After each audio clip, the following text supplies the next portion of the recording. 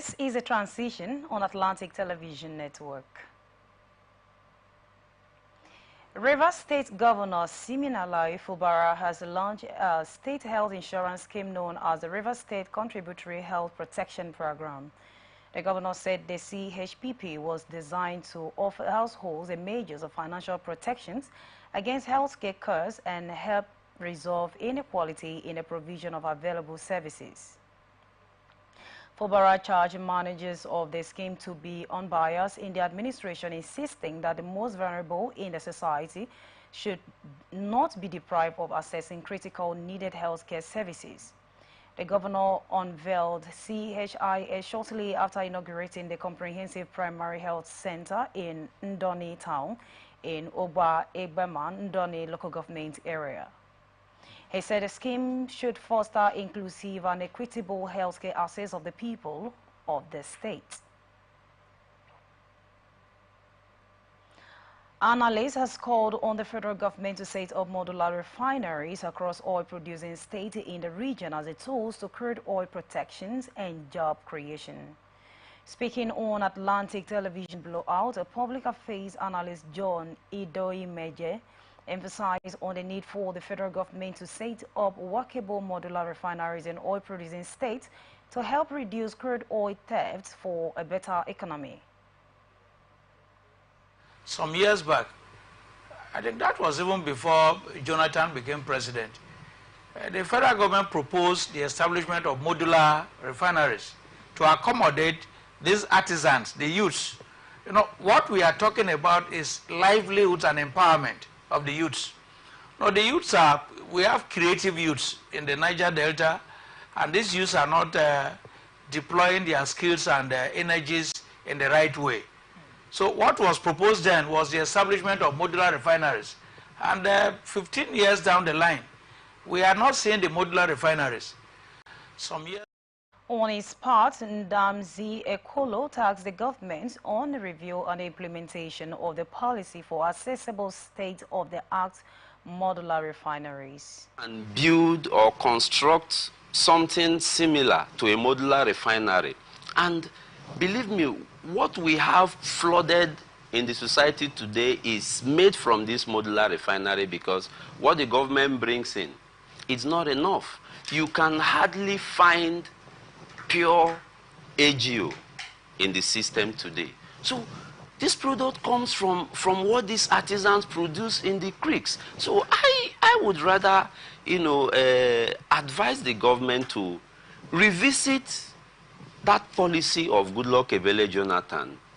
There should be talks ongoing.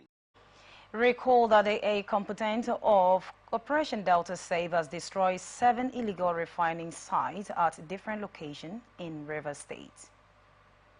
Delta State Independent Electoral Commission on Monday issued certificates of return to winners of the April 6 local government area elections.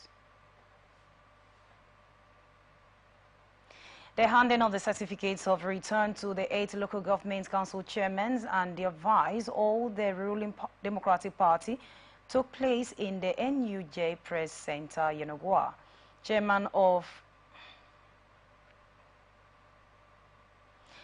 BYSIEC, Dr. Peter Singabele, said the event was in fulfillment of the Commission's mandate to issue certificates of return, which is the last step on the part of BYSIEC in the 2024 election.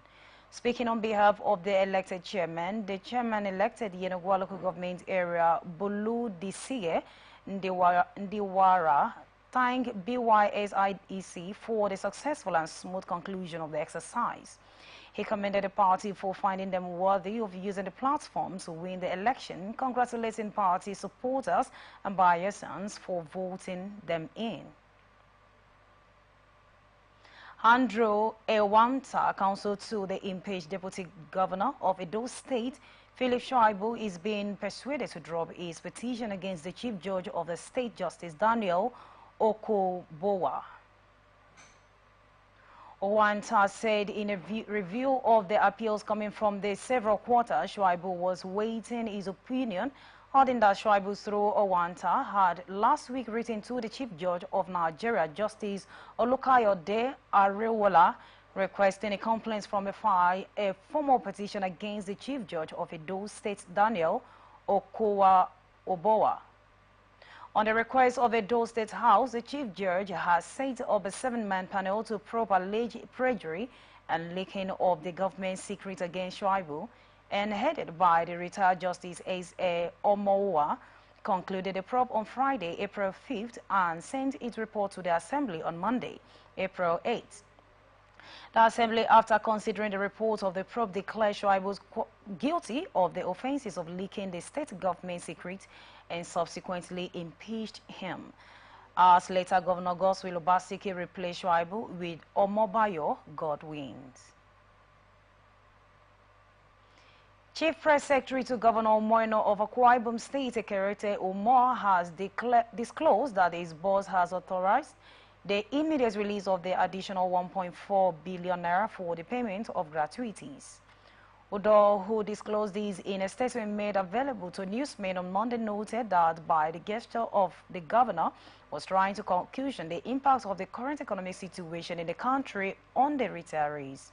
According to him, the sum of 900 million naira is for the payment of retired state civil servants and 500 million naira is for retired primary school teachers. He disclosed that the 1.4 billion has brought the total amount of gratuities paid so far by Governor Moore since assumption of office to 16.1 billion naira. Operatives of the Imo State Police Command Anti-Kidnapping Unit has apprehended a notorious kidnap kingpin.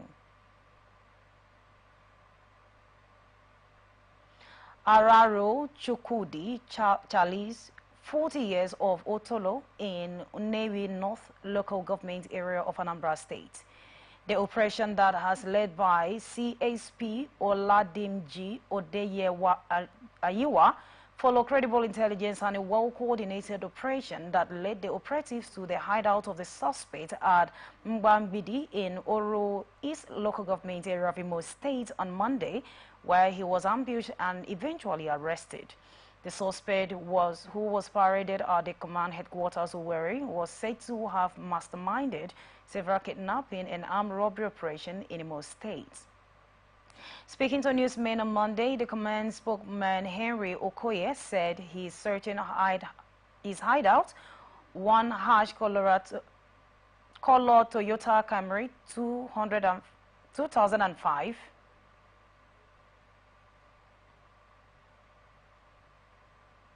Model reportedly snatched from the victims was recovered.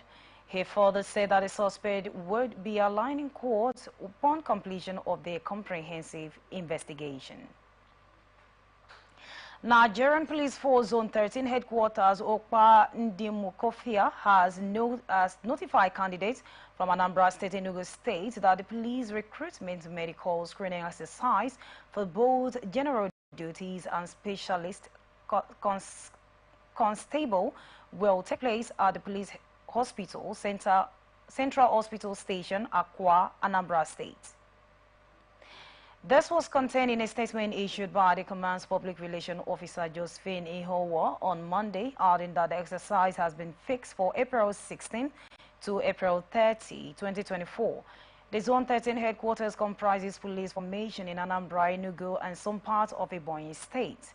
The command said the successful applicants shortlisted in the concluded physical and credential screening was slotted for Tuesday, March 5 and Wednesday, March 6, 2024 for the CBT.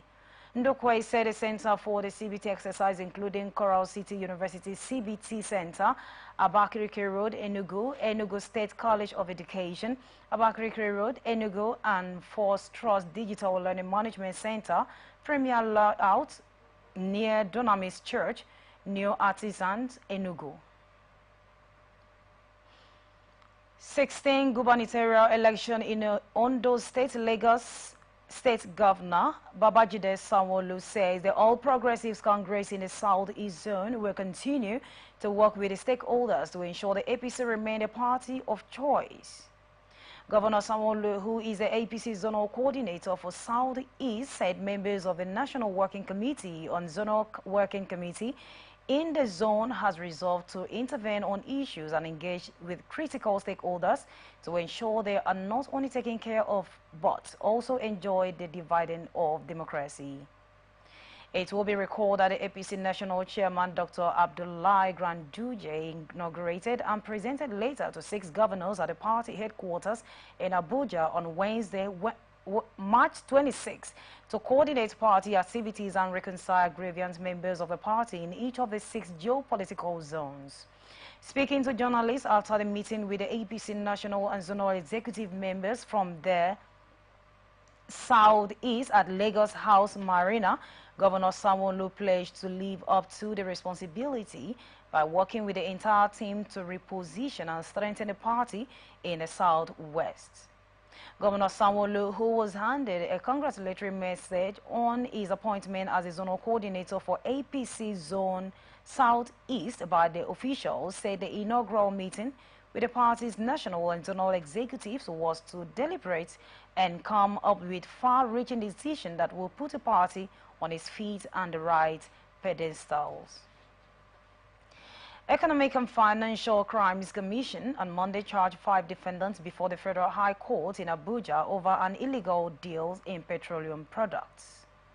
The defendants are MT Venalaris, Azi Abubakar, Wisdom Bobole, amongst others. After the charge was read to them, they pledged guilty. Following their plea, the prosecutor, Mr. R.A. Abdurrashid, informed the court that the prosecution had filed a plea bargaining agreement with the defendants before the court. Consequently, the court adjourned the case until April 25 for adoption of plea bargain agreement. The court, however, ordered that the defendants remain in the custody of the prosecution till then. Police in Lagos State have confirmed the arrest of the Nigerian Army Lance Corporal attached to 159 Battalion in Yobe for allegedly stopping a commercial motorcyclist in the abdomen. The command spokesperson SP Benjamin Honduyin confirmed the arrest on Monday. He said that the Ikorodu Police Division received a report from the Chief Secretary Officer of the lounge. The image maker said the CSO reported that on Saturday at about 2 a.m., the suspected, named withheld, a 7 member of the Nigerian Army allegedly used a gun-like jackknife to stab one Sheikh Isa, a commercial motorcyclist. The suspect has been arrested with the Exhibit 9 investigation is ongoing. Crown Magistrate Mikali Kadiri inquiring into the cause of the death of a late student of Dowen College, Lagos, Sylvester Oromini, has claimed natural death. In a statement that lasted over 6 hours, the coroner also said that the death was, however, avoidable as the negligence of the parent and the medical team also contributed to it. Magistrate Kadiri absolved some students of the Dowen students named in this incident, has concluded that they played no part in the death of Sylvester and should not have been involved in the matter. He also called for the synergies between the police and medical team going forward, as well as for the police force to ensure due caution before arrests are made. He further recommended that the management of the Dowen College should ensure proper documentation of entering and exit of students out of the hostels, as well as proper psychological evaluation for the 5 students suspected to have bullied the deceased. Security agencies in Ondo State has placed a red alert to ward off any incursion into the state by the Odua Nation agitator and any other miscreants. There have been no evidence or activities of Yoruba Nation agitators in Ondo State. Under command of the Nigerian Security and Civil Defense Corps Commandant Ibiloye Oluyemi, who other divisional officers and tactical teams to be on a standby and red alert, said the command has commended a safeguarding life and property and ensuring the protection of critical national assets and infrastructure. He said Intelligence Department Armed Squad, Counter-Terrorism Unit, Rapid Response Squad, and operations were to be on the red alert to ensure that the security breach that took place in Oyo State does not happen in Ondo State, especially now that the variable political parties are having their rallies with mixed crowd in attendance. Also, Ondo Police spokesman Fumilayo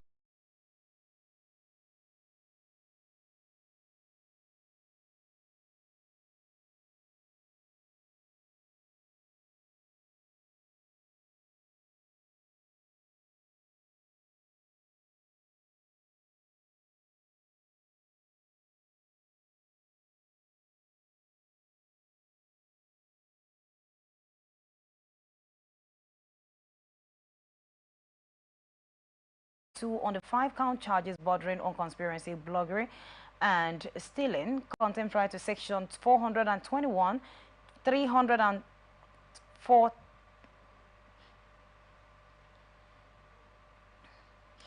324 and 302 of the Criminal Law of Ekiti State 2021. According to the charge, Dipo Femi and others are now at large on 14th of March 2022 at Oko Oreje Polytechnic Road, Ado Ekiti conspired and broke into the shop of Victor Mark, Clement Moses and Samuel Loki. To prove his case, the prosecutor Kunle Shina Adeyomi caused the witnesses and tendered the defendant's statement. In his judgment, Justice Blessing Ajiyele said they would not hesitate to hold that the prosecution had proved beyond reasonable doubts that the basic element of stealing against the defendant and so on. Ekiti State government has appointed 23 justices of peace to enhance justice delivery at the grassroots level and deepen peaceful coexistence in the state. Speaking on Monday in Ado Ekiti at the one-day workshop organized for the 23 Justices of the Peace and Attorney General and Commissioner for Justice in Ekiti State, Bayo Apata said the nominees were elected having been a judge worthy of being honored with the title. Attorney General noted that the 23 nominees were carefully chosen by the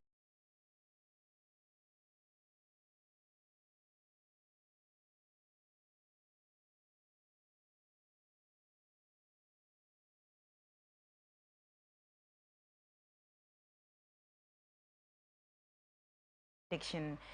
He equally employed them to see their appointment as a responsibility towards the promotion of peace and the rule of law and deepening of good governance in their communities. Benue Internal Revenue Service has said that the hoodlums intercepted 2 trucks of pallet in Benue State.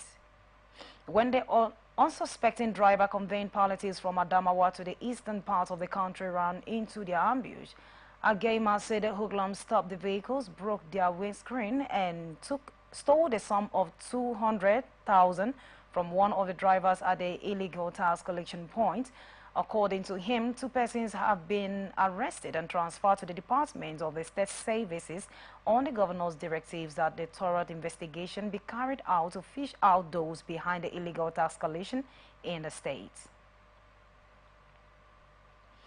Independent National Electoral Commission on Monday tendered electoral documents against a petition by the Social Democratic Party and its candidate Murtala Ajaka, challenging the election victory of Governor Usman Ododo. INEC's counsel Uchenna Ajuku, who held the brief of the Chief Kanu Babi, tendered the documents before the Kogi State Election Petition Tribunal sitting in Abuja. It would be recalled that INEC conducted the Kogi governorship election in November 11, 2023. However, the SDP and its governorship candidates in the poll are challenging a declaration of Ododo of the All Progressives Congress as the winner of the poll. In a petition, INEC, Ododo and APC are listed as first to third respondents respectively. The judge adjourned the matter until April 16 for continuation of hearing. FCT Area Council has received number of motorcycles to be shared to the security agencies in order to end insecurity issues in Abuja. Honorable Minister of FCT Barrister Yesom Wike did this handing over to the motorcycle today in Abuja, while promising the residents of Abuja that security is a priority of the president and therefore his administration will always protect the lives and properties in FCT. Our correspondent Joseph Moses reports.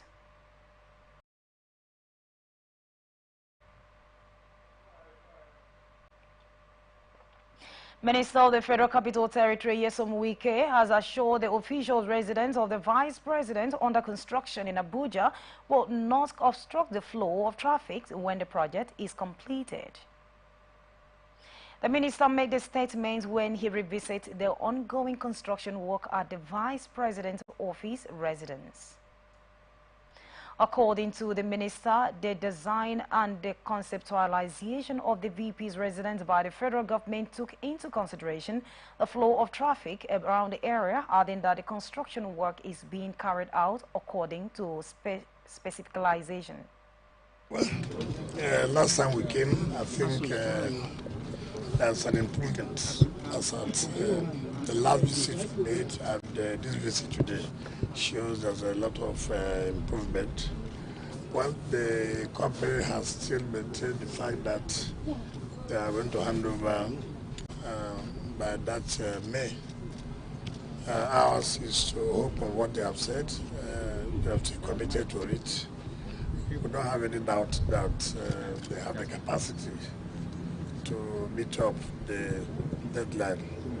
But as for the quality of job, of course, you can see the work according to the design and the specification. So we believe, by the grace of God, that something that will actualize. So where he lives now, is there no access road? I don't think so. I don't think so. I mean, that will be worked out. Those who design that here should be the vice president don't know why. We are not the ones who. I don't understand how important is it to us. It's very important. I let the residents know that the Hope agenda is a reality. It's a reality because if you don't tell people this has been done, nobody will know that things have been done. If it's not a commission, that does not mean that it will not be open for public use. No. But let it be that, yes, this was the promise we made, and within 1 year the president came into office. This was what he was able to achieve. As far as the FCT is concerned, not just on infrastructure alone, and even changing the structure of FCT is another achievement. So it's very key, very key. Still on the FCT, Minister Yesom Wike has reiterated the commitment of the FCT administration to the provision of infrastructure in rural communities of the FCT area councils. The FCT minister said this when he carrying out the routine inspection of ongoing road projects in the Kauri area council. I'm sure if he was responsible for developing the rural areas, are they not part of the FCT? Are they not supposed to have a part of good governance and dividend of democracy? Development cannot only be concentrated in the city. You have to take development to the rural area. That alone can mitigate the rural urban in terms of security. You can imagine where we are coming from. Now, just imagine that people were kidnapped. How would the security agencies have access to this kind of, look at the topography. So creating infrastructure, particularly road here, is key to the development of these communities, and they will feel the impact of governance. And that's the sense of the renewed hope agenda. That is not just for those in the city, it's also for those in the rural areas. I mean, for me, I feel delighted, particularly, not just city, particularly that we are taking development to the rural areas.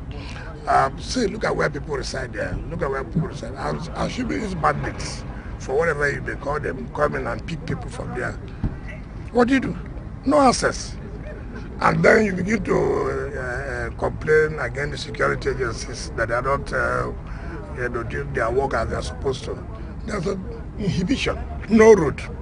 So for me, it is very important and to actualize the renewed hope agenda of Mr. President, the rural communities also benefit from the dividends of democracy. The project inspected by the FCT minister included the 3.2-kilometer access road to Kwali town through the satellite quarters and Angwan Hausawan area of the town for the Abuja. Over 11 kilometers. Look at the topography of this place. Very difficult. I want to appeal to the contractor, Gimbo. I know that they have a lot of jobs in their hands, but again, they should expedite so that we'll be able to finish like they promised before the end of December this year. We believe that they will keep to their words. And I want to thank the chairman of Kwali to continue coming here to inspect and give us feedback on what they say, not only on what the civil servants like the permanent secretary try, because it's our people. If you don't do it now for them, tomorrow they will hold you responsible. I can assure you that everything that was supposed to be done, we are going to complete all these roads, so I'm very happy. Gilmore have been doing a good job. This is not the first job they are doing, so I'm not about the capacity. They are the one doing N20, which will be commissioned. They are the one doing Guzape Lot 2. So they are doing quite a lot of jobs, and I'm quite happy.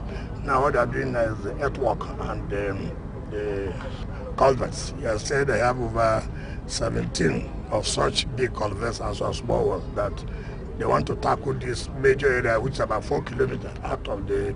Available to journalists on Monday. A statement noted that the suspension was as a result of unguarded utterance and instigation of some members against the leadership of the House. The statement further listed the lawmakers' other offenses, including instigation of some members against the leadership of the House and causing disharmony between the executives and the legislature in the House. In October 2019, All Progressives Congress in Birin Kebbi local government area of the Kebbi state suspended Fiu Abubakar over unlawful utterances.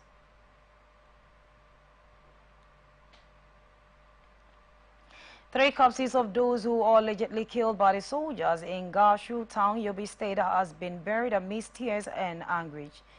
Emir of Bade, Hal Abubakar Umar Suleiman, and the chairman of the Bade local government area, Ibrahim Babangana, were among the dignitaries who attended the funeral on peaceful protesters who were expressing their anger over the alleged reckless contact.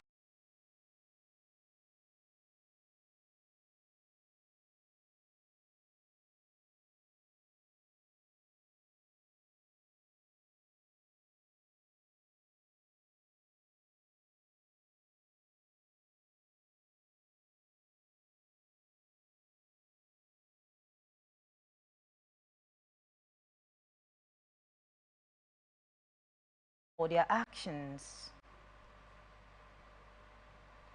Nigerian Army says its troop, in collaboration with vigilantes, have arrested a suspected gun runner in Taraba. The suspect, Ausma Mohammed, was arrested at Jalingo Motor Park for allegedly supplying weapons to terrorists. This is contained in a statement by the Director of Army Public Relations, Major General Onyema Nwachukwu, on Monday in Abuja. Nwachukwu said the troop also foiled a kidnap attempt and eliminated a terrorist during the operation.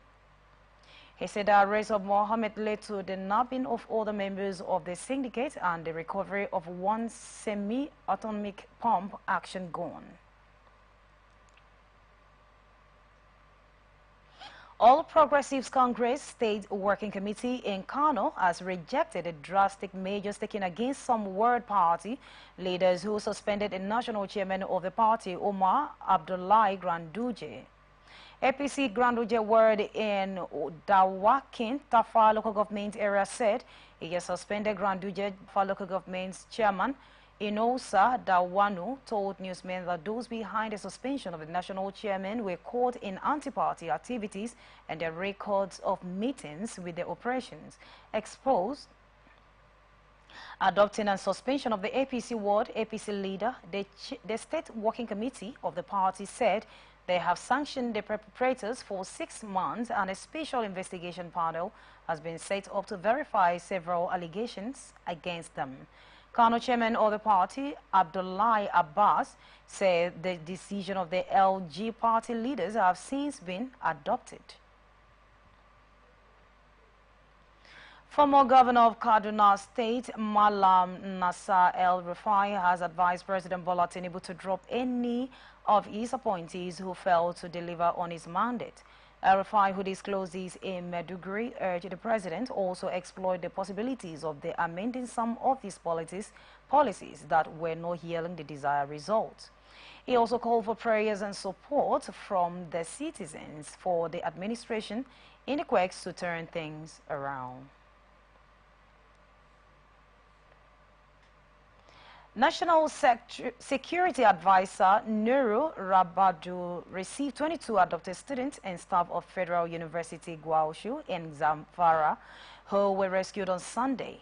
Recorded 22 people, conspiring 15 students and 7 workers of universities were adopted from the institution in September 2023. Rabadu said the rescue operation was coordinated by the National Counter-Terrorism Center on Sunday. Rabadu, who received their rescued victims on Monday in Abuja, urged them not to allow their experiences to break them, but rather to make them stronger. He also thanked the parents of the rescued victims for their patience and understanding during the period and commended the security agencies for their tireless work and sacrifices. Minister of State for Defense Bello Matawalle has urged all appointees for the North in the current administration to come out openly and defend President Bola Tinubu or quit. Matawalle specifically called on Hassan Baba Ahmed, a special advisor to the president on political matters in the office of the vice president, and other leaders to take a position in support of the government. He said this following what he perceived as comments against the federal government by the former spokesperson of the Northern Elder Forum, Baba Ahmed. He said it would have been better for Tinubu's administration if Matawalle had listed his achievement as minister. But in a statement on Monday, Matawalle said any appointees who defend and promote the administration they work for.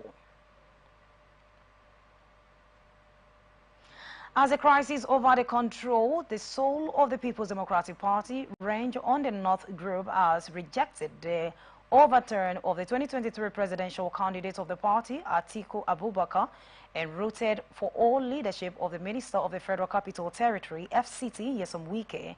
Just 3 days to the crucial meeting of the National Executive Council of the party, Arewa PDP Transparency Group said the recent media war over who become the national leader of the major opposition party to campaign their face of the PDP on Thursday's NEC meeting was unnecessarily since Wike has the capacity to turn the fortune of the party around for good. A statement by Hauna Batua, national chairman of the Arewa PDP Transparency Group, on Monday said the leadership means care, concern, and responsibility. It is not self-saving and periodic as not spontaneous, adding that PDP, as the biggest opposition party in Africa, has suffered a lot of leadership crises which resulted in a loss of power at the national level from 2015 till date. Bartol said statements that having assessed the performance of these leaders, Arewa PDP Transparency Group says no self-serving leadership, only at times of political interest, non-inclusive, lack of concern, substance and responsibility in the management of the affairs of the People's Democratic Party, and hereby endorsing Nyesom Wike as the national leader of the People's Democratic Party. Federal government says it would soon be a global conference on the ways and the manners artificial intelligence are developed and employed by global powers. It has become imperative for Nigerians to be an active participant. Minister of Communication, Innovation and Digital Economy, Bosun Tunjani, made the remark at the Digital Economic Complex, Mbara, Abuja, during the opening ceremony of the 4-day workshop on National Artificial Intelligence Strategy organized by the ministry. Tejani, who praised the sponsor of the programs and other development partners, said Nigerians should show leadership from the perspective of Africa on how AI is deployed. Federal Capital Territory High Court has dismissed an application by former Minister of Power and Steel Olu Agunloye seeking the invitation of the Attorney General of the Federation, Lateef Fagbemi, to participate in the proceedings. Agunloye, who served under President Olusegun Obasanjo, was aligned by the Economic and Financial Crimes Commission on 7 counts bordering on fraudulent award of contracts and officials' corruption. EFCC specifically accused Agunloye of awarding a contract to build a 3,960 megawatts Mbali hydroelectric power station on build operation and transfer to Sunrise Power and Transmission Company without budgetary provision and approval. Ruling on the application on Monday, Justice Jude Owugbezi there was no need for such an invitation. He pointed out that the invitation should have come from the court rather than defendant if necessary. National Youth Service Corps has informed the general public, especially prospective corps members, of the sequences of its mobilization for 2024 Batch A Stream 2 orientation course. The scheme announced that the orientation course will commence nationwide on Wednesday, 17th April 2024. It said a total of 103,000 PCM successfully registered and are ready for mobilization. Director Public Relations Eddie Megwa said this in a statement, that in keeping such best practices and ensuring a modest and conducive environment for the smooth running of the orientation exercise, and also looking at the numbers of registered PCMs, the various orientation capacities cannot accommodate the large number of registered PCMs at the same time. Hence, Ultimos need to mobilize them in batches and streams. The scheme said it strongly believed that mobilizing PCMs in batches will not only decongest the camp but also maintain optimal health condition in the orientation camps. Minister of State for Defense Bello Matsawela has called on all appointees of the federal government of northern extraction to either support President Bola Tinubu or step down from their position. This is coming after the North Group Arewa of Progressive Forum disassociated itself from the recent review of the Northern Elders Forum against President Bola's approach to security in the region. A statement by its National Secretary Abbas Bentata said the Arewa Progressive Forum decried the recent outburst of the Northern Elders Forum against Tinubu, saying it did not represent the opinion of the North on Tinubu's performance. NASA Wells' call came after Dr. Hakim Abbas Hamad, who formerly served as the spokesperson for NEF and is currently for the special advisor on political matters in the presidency, expressed a different opinion regarding the minister's defense of Tinubu's administration. The spokesman for NEF, Abdul Aziz Suleiman, has said ongoing forward, the North will prioritize unity and consensus in selecting a candidate for the highest office in the land, warning that it was not a time for silence or acquiescence in the face of intimidation or misinterpretation, but rather an opportunity to demonstrate loyalty or make way for others who will. Nigerian meteorological agencies has predicted dry, sunny condition in the north and thunderstorm in the south. According to the report by the NITMET, said the weather forecast indicates a continuation of the dry and sunny condition in the northern part of Nigeria. However, patches of clouds are expected to banklet the central cities, extending down to the southern region, while the northern region grips with dryness. Air quality remains unhealthy. NITMET caution due to the dryness over the north, the air quality is still unhealthy across the region and moderate in the central and southern region. You are watching the transition on Atlantic Television Network. We return after this break. From the line across the ocean to the land beyond the mountains, through the Sahara, We bring on-spot news, live analysis, expert discussions on trending stories in politics, business, socio-economy, sports, and documentaries. So catch all the updates on the happenings around the globe. Stay focused on the fact today, only on ATN.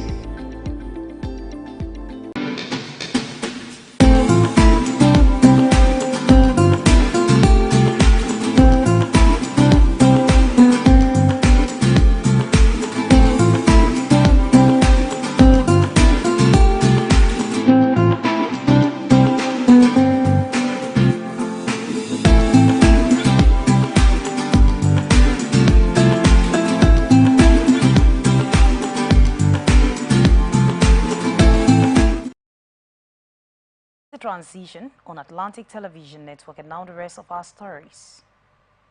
To business reports. Federal Ministry of Finance has lauded the incentive monitoring and evaluation platform, a state-of-the-art electronic system designed to enhance the oversight of the tax expenditure associated with the import duty exemption certificates. The Minister of Finance and Coordinating Minister of the Economy, Wale Edun, who disclosed the launch in the statement, said the incentive monitoring and evaluation platform is part of the bordering strategy to reduce tax expenditure and ensure that fiscal policies are effectively contributing to the country's economic growth, adding that the IMEP aimed to regionalize the way the Federal Ministry of Finance measures the impact of the custom duties exemption granted to the government entities, companies, non-governmental organizations, and international organizations. Edun said, by implementing a robust automated tools, the ministries aim to improve the monitoring and evaluation of those exemptions. According to Edu, the system is designed to provide a framework to checkmate and restrict ineligible applicants, enforce strict applicants with fiscal policy measures, and provide a robust impact analysis of tax insensitive on the economic, stressing that the introduction of the IMEP represents a significant step towards reducing the cost of tax expenditure and ensuring that tax incentive has a positive impact on the Nigerian economy. He explained that the initiative is part of the government's commitment to fostering transparency, accountability, and efficiency for the estimated 200 million citizens across the country. Data from the Independent System Operators on Arm of Transmission Company of Nigeria show that only one electricity generation company, Ibom Power, was active at the time of the Great Collapse on Monday morning, while power generation on the Great crashes further to 44.5 megawatts around 4 a.m. before rising to 132.29 megawatts an hour later. The Great Collapse was confirmed by the Jos Electricity Distribution Company. The head operation affairs